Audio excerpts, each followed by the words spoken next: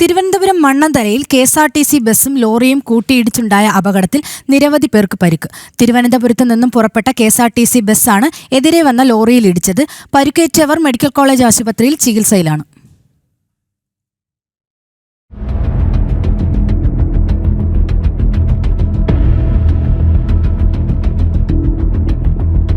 Thiruvananthapuram Mannanthala മരുതൂറിൽ KSRTC ബസ്സും ലോറിയും കൂട്ടിയിടിച്ച അപകടം 12 പേർക്ക് പരിക്കേറ്റു. തിരുവനന്തപുരത്ത് നിന്നും പുറപ്പെട്ട കെ.എസ്.ആർ.ടി.സി ബസ് എതിരെ വന്ന ലോറിയിൽ ഇടിക്കുകയായിരുന്നു. ലോറിയുടെ ഡ്രൈവറും കെ.എസ്.ആർ.ടി.സിയുടെ ഡ്രൈവറും കാല് കുരുങ്ങി അതിനകത്തിരിക്കുകയായിരുന്നു.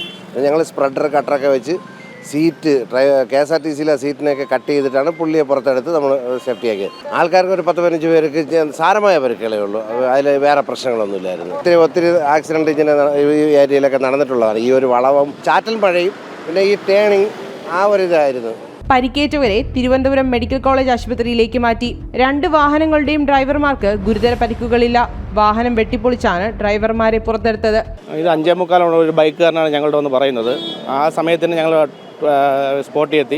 എത്തിയപ്പോൾ 2 പേരും ജാമായിരിക്കുകയാണ്. അതിനിടയ്ക്ക് തന്നെ ഫയർഫോഴ്സ് എത്തി ഏകദേശം അരമണിക്കൂറോളം പ്രയത്നിച്ചാണ് ഈ 2 ഡ്രൈവർമാരെയും പുറത്തെടുക്കാൻ കഴിഞ്ഞത്.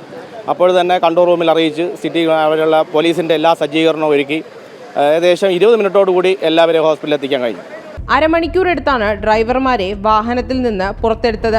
26 യാത്രക്കാരാണ് കെ.എസ്.ആർ.ടി.സി ബസ്സിലുണ്ടായിരുന്നത്. അപകടത്തിൽ പരിക്കേറ്റ 12 പേരെ ഇതുവരെ മെഡിക്കൽ കോളേജ് ആശുപത്രിയിൽ പ്രവേശിപ്പിച്ചു. മുൻപും സമാന രീതിയിൽ ഈ ഭാഗത്ത് അപകടങ്ങൾ ഉണ്ടായിട്ടുണ്ടെന്നും റോഡ് നിർമ്മാണത്തിലെ തകരാറാണ് അപകടത്തിന് കാരണമായതുമെന്നാണ് നാട്ടുകാർ ആരോപിക്കുന്നത്. ജനം, തിരുവനന്തപുരം.